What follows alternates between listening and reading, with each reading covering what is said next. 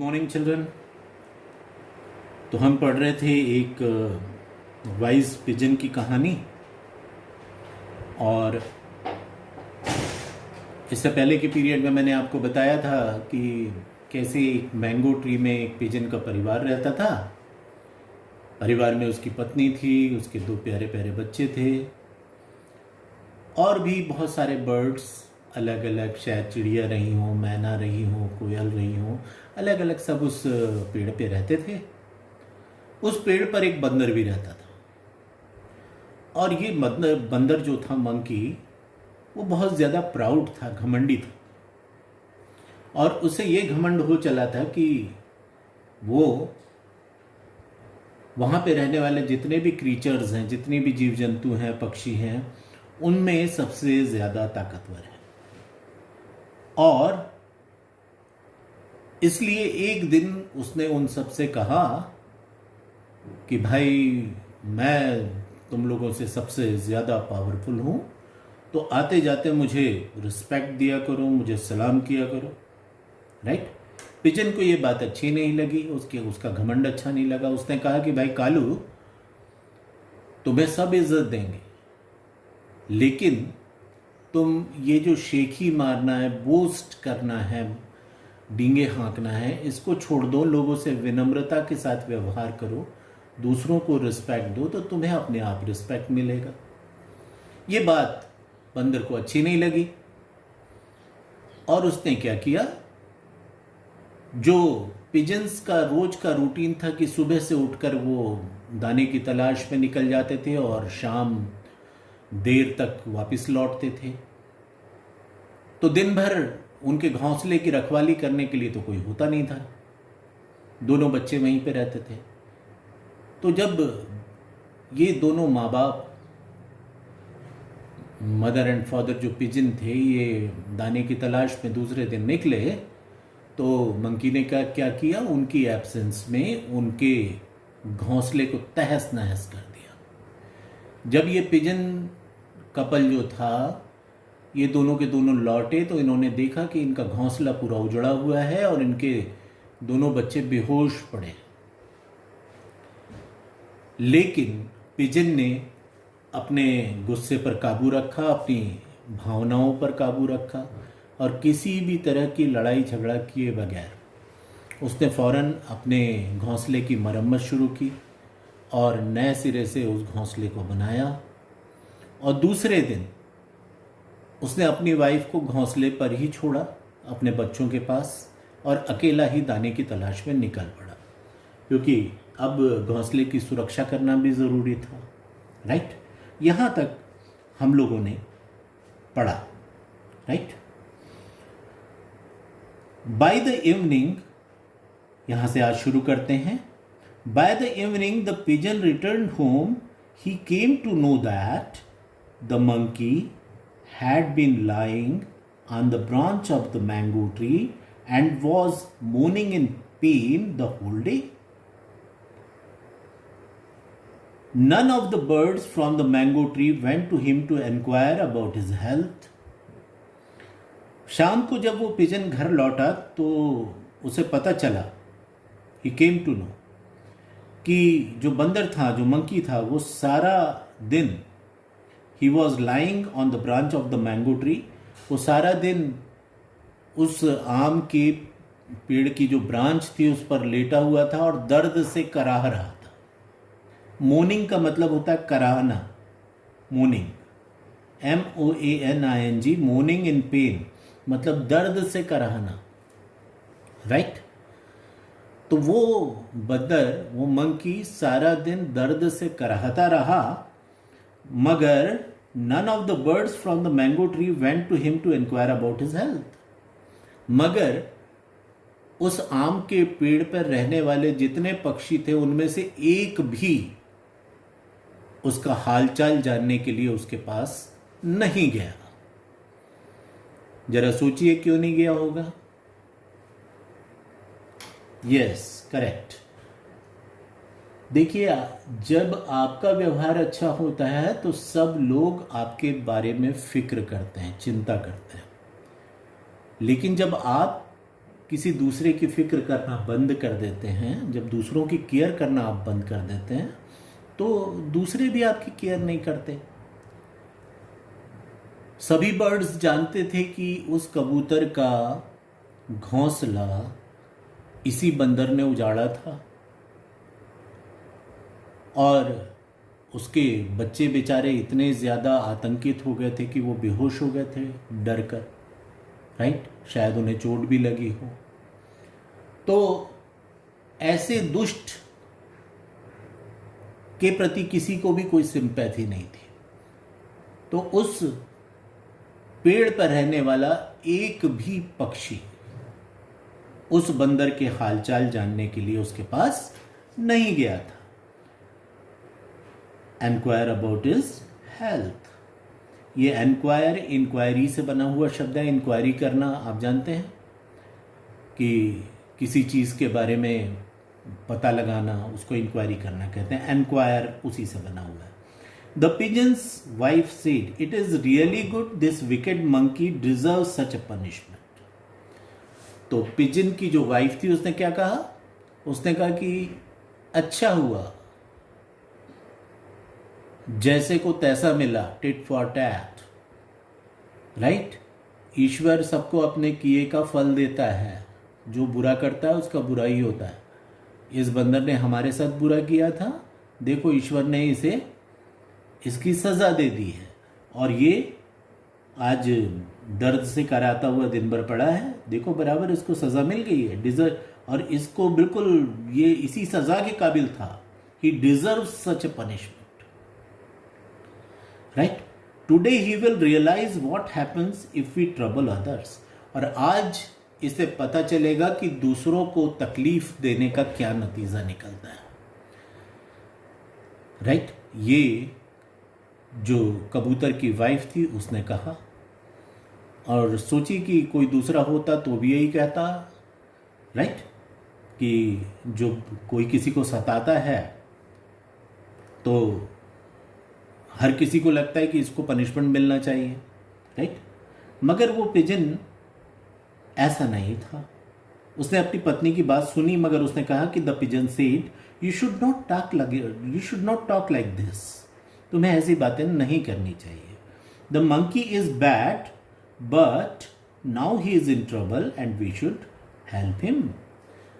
और उसने क्या कहा कि मैं मानता हूं कि वो जो मंकी है वो बुरा है, उसने बुरा काम किया है, मगर आज वो परेशानी में है, तकलीफ में है, तो हमें उसकी मदद करनी चाहिए। क्यों कहा होगा ऐसा? मुझे लगता है कि उसने इसलिए कहा होगा क्योंकि हम लोगों का ये मानना है कि हमारा जो पड़ोसी है यह हमारे परिवार से कहीं ज़्यादा बड़ा होता है। हमेशा अपने पड़ोसी के सुख दुख का ख्याल रखना चाहिए, राइट? ये एक अच्छी बात हमें बचपन से सिखाई जाती है ना? तो शायद यही बात रही होगी कि the pigeon said you should not talk like this. अपनी पत्नी की बात पर उसने कहा कि तुम्हें ऐसी बातें नहीं करना चाहिए। द मंकी इज बैड, बंदर बुरा है, but now he is in trouble, मगर वो अब परेशानी में है, and we should help him, और हमें उसकी मदद करनी चाहिए, सहायता करनी चाहिए। The pigeon immediately went to the monkey, immediately तुरंत, फौरन। The pigeon immediately went to the monkey.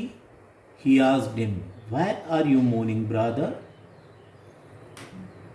वो पिजन बगैर वक्त गंवाए, बगैर देर किए उस मंकी के पास पहुंचा और उसने पूछा कि क्या बात है, तुम इस तरह से क्यों करा रहे हो भाई?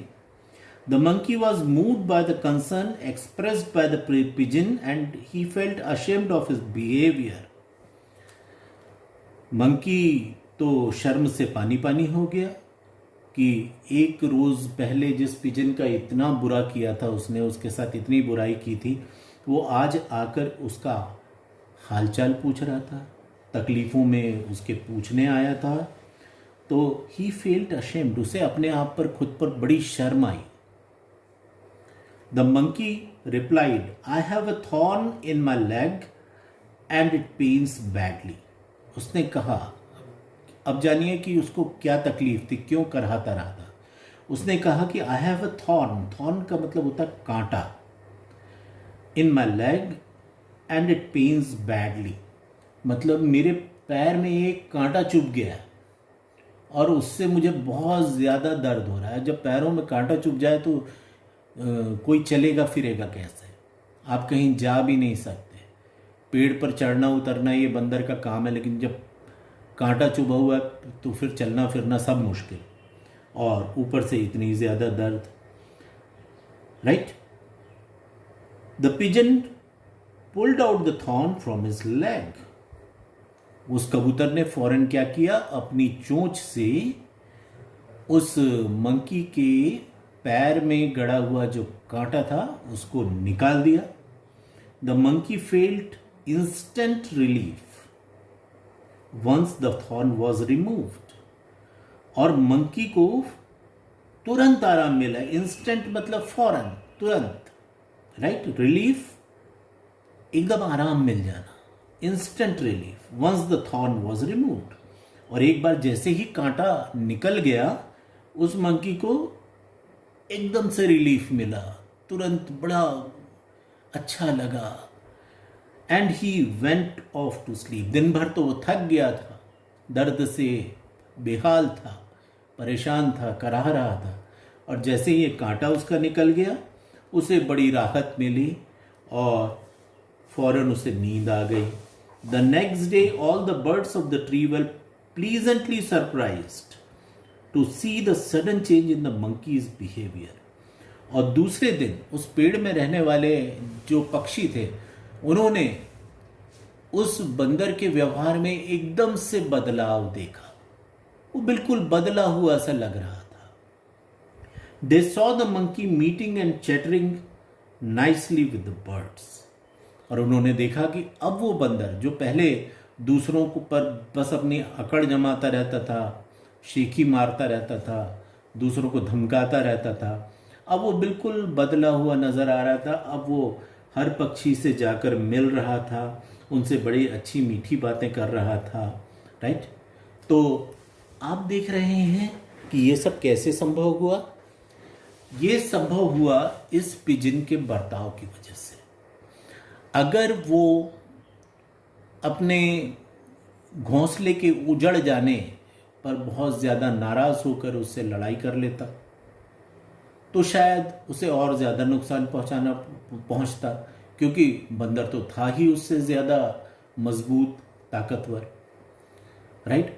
अगर ये बंदर का हाल जानने के लिए, जब उसे पता चला कि वो दिन भर तकलीफ में था, कराहता था, उसका हालचाल जानने नहीं जाता, तो बंदर के दिल में उसके प्रति बराबर दुश्मनी बनी रहती और उसको लगता रहता कि देखो मुझे इतनी तकलीफ थी लेकिन ये पूछने नहीं आया, मैं ज़रूर इसका और बदला लूँगा, वो कुछ और बुरा करता. लेकिन जो उसने सोचा था उसके बिल्कुल विपरीत, उसने उस पिजन का बहुत बुरा किया था, पिजन के साथ बहुत बुरा किया था. बावजूद इसके जब वो पिजन उसकी यानी उसने उसके साथ बुरा किया था, फिर भी वो उसके साथ नेकी करने के लिए पीछे नहीं हटा और जाकर उसने उसका हालचाल पूछा. जिस वजह से परेशानी थी, कांटा चुभा हुआ था, उस कांटे को निकाल दिया, उसकी तकलीफ़ उसने दूर की. उस बंदर ने तो पिजन की तकलीफ़ बढ़ा दी थी, लेकिन इसने उसकी तकलीफ़ दूर की. राइट. तो उसे समझ में आया कि एक अच्छा पड़ोसी क्या होता है. राइट. और इस वजह से उसे अपने आप पर बड़ी शर्म आई, शर्मिंदगी महसूस हुई और वो बदल गया. और वो बदला तो उसका व्यवहार भी बदल गया. दूसरे जितने बर्ड्स थे उनके साथ भी वो बहुत अच्छे से पेश आने लगा. राइट. तो यहाँ पर इस कहानी से आपको ये मैसेज मिलता है कि लोग अच्छे या बुरे हो सकते हैं, लेकिन आपको अपनी अच्छाई हमेशा कायम रखनी चाहिए. आपको अपनी अच्छाई को कभी छोड़ना नहीं चाहिए, राइट। और हमेशा इसका फ़ायदा ही मिलता है। अगर बुरे के साथ आप बुरा व्यवहार करने लगेंगे तो आप में और किसी बुरे में क्या फ़र्क रह जाएगा। वो बुरा है, आप भी बुरे बन जाएंगे उसके साथ। लेकिन अच्छाई में इतनी ताकत होती है कि अगर आप अपनी अच्छाई पर कायम रहते हैं तो शायद आप किसी बहुत बुरे को भी, राइट, एक अच्छा बना सकते हैं, उसमें भी अच्छाई जगा सकते हैं, राइट। ये एक इस कहानी के ज़रिए आपको शिक्षा दी गई है कि कोई आपके साथ बुरा भी करे तो हमेशा अपनी अच्छाई पे कायम रखें। तो आई होप कि आपको पसंद आई होगी ये कहानी। इसको पढ़िए, इसमें जितने भी वर्ड मीनिंग्स जो मैंने बताए हैं वो यहाँ पर आप देख सकते हैं, पेटी, स्मॉल एंड अनइम्पॉर्टेंट, और ये सब इसके मीनिंग्स दिए हुए हैं यहाँ पर, राइट। तो आप बड़ी आसानी से इसके वर्ड मीनिंग्स मैंने जो लेसन समझाते वक्त कहे हैं, राइट, अगर वो आप भूल भी गए हो तो आप दोबारा इसको पढ़ सकते हैं, है ना। और रहा सवाल इसकी एक्सरसाइज, तो ये करेंगे अगले पीरियड में। Okay, I thank you all, have a very good day.